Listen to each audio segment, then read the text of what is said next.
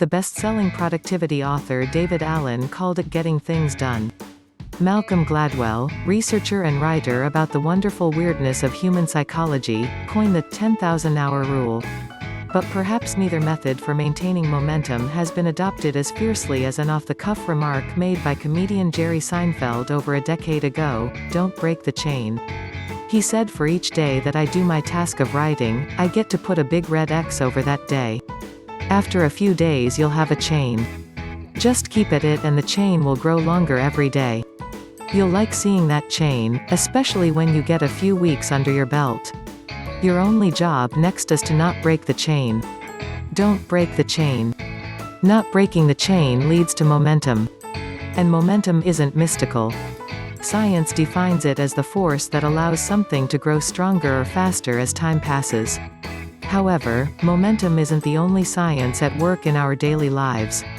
Like everything else, it must have an equal and opposite reaction. The enemy of momentum: how friction breaks your chain. Friction is the resistance caused when one object is moving at a different rate than another. And what is life if not an infinite number of distracting meetings, ideas, goals, people, projects, emails, meetings, chores, and commitments all moving at a different rate than one another? If you can't kill friction, it'll eat through your momentum like rust through a chain. However, if you can find a way to focus on building a single goal, or chain, and building it well, the payoff might be more rewarding than you ever expected. I've spent 12 years building my chain, i.e., building Jotform. Back in my dorm room where I created my first software, I could never have predicted that such momentum would enable me to grow my startup to 3.5 million users and plus 108 employees today, without receiving a single dime of outside funding. Sustained momentum toward a singular goal creates a compound effect. Which is, in essence, the concept that consistent, incremental changes can result in fundamental changes over time. Between the ages of 32 and 44, Warren Buffett grew his net worth by 1,257%. But it's the next 12 years that are truly astounding. From 44 to 56, he grew his net worth by 7,268%. Slowly but surely, he started building up a chain of investments and never stopped. Where I'd had huge success, I had narrowed my concentration to one thing, and where my success varied, my focus had, too. Success is sequential, not simultaneous. Gary Keller and Jay Papasan, authors of The One Thing. However, achieving your goals isn't all a matter of balancing delicate scientific principles against one another. There are also several interesting psychological factors that come into play. It all started at the car wash. As described in their paper The Endowed Progress Effect: How Artificial Advancement Increases Effort, researchers Joseph C. Nunes and Xavier Dreze set up shop at a professional car wash to find out just how loyalty programs motivated consumers to buy more. Each car wash customer was presented with a card promising a free wash after they collected 8 stamps. Some cards only had spaces for 8 stamps while others had spaces for 10, but 2 had already been stamped. The answer they found might help explain why we intrinsically feel motivated when we see a long line of X's in our chain. 34% of those who perceived they had a head start redeemed their 9th free wash. Only 19% of those who started with completely blank cards redeemed theirs. This endowed progress effect shows that a person who perceives progress toward a goal is more likely to complete it, and faster, than a person who feels they're starting from scratch. In addition, another psychological factor dubbed the goal visualization effect ramps up momentum even further once the end goal is in sight, as Amar Chima and Rajesh Bagchi explained in their research about the effect of goal visualization on goal pursuit. As people approach a goal, external representations, which increase the ease of visualizing the goal, enhance goal pursuit. Specifically, consumers judge easy-to-visualize goals to be closer than difficult-to-visualize goals, which in turn increases effort and commitment. As Chima and Bagchi further suggest, managers can use these results to enhance consumer goal pursuit, influence consumer satisfaction in online service encounters, and motivate employees to improve performance. Making goals visually attainable, especially more abstract ones such as launching a digital product or even improving your mindset, provides more motivation for reaching them. That visualization is exactly what Seinfeld so prophetically touched on years ago with his "don't break the chain" advice. And it's exactly what people, including myself, are still doing to this day to hone in on their goals and build an unstoppable chain of momentum that compounds on each and every achievement. Here's the process I've developed to focus on what needs doing, planning just how I'll get it done, and developing an addiction to the momentum that gets me there even when life so oft gets in the way. 1. Preserve your chain in a friction-filled world. It all starts with defining the purpose of your chain. Most people would call this defining your one goal, i.e., your single focus. While I don't think goals are inherently wrong to have, I do think they can sometimes have a negative impact, especially those unrealistic and short-sighted goals. Aiming to read 50 books by the end of the year as a goal, while carrying a book with you at all times as a habit.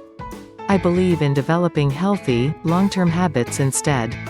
What I've found hugely helpful for reflecting on the progress of your chain every single day is scheduling uninterrupted times into my day. At Jotform, I've 2 preset hours for focus time every single morning. During these 2 hours, I open a blank document and start writing about a problem I want to tackle that day or something that's on my mind. It often begins as an incoherent stream of consciousness, but after about 5 minutes, I start to develop new ideas. I find clarity in the chaos. Once my writing period is over, I often find that I was able to clarify an idea I hadn't been able to express, solve a problem, write a new blog post, or come up with a presentation for the team at our next demo day.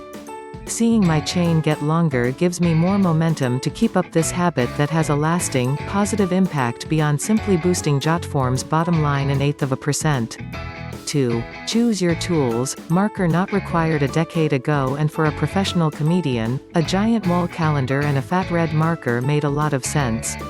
But in today's environment, don't feel shy about pursuing your chain using whatever tools make sense to you.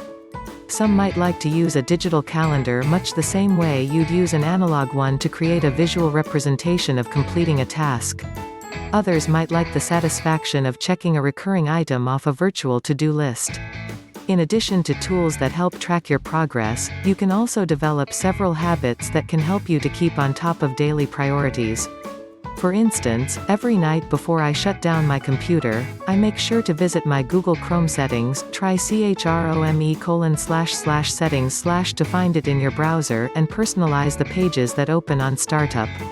When I launch my browser the following morning, I know the pages that pop up will help me continue my chain, whether the goal is to write a new blog post or to fix one bug in the code.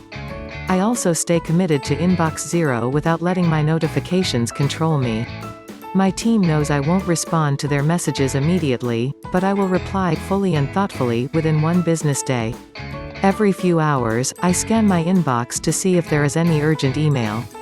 And only toward the end of the day, I spend an allotted amount of time addressing every single email I've received.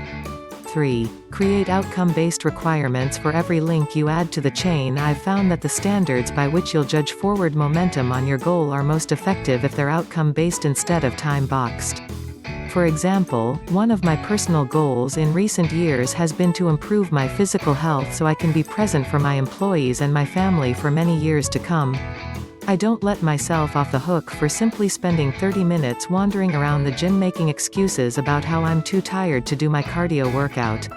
Instead, I only let myself put another proverbial X on the calendar when I complete a personal training session.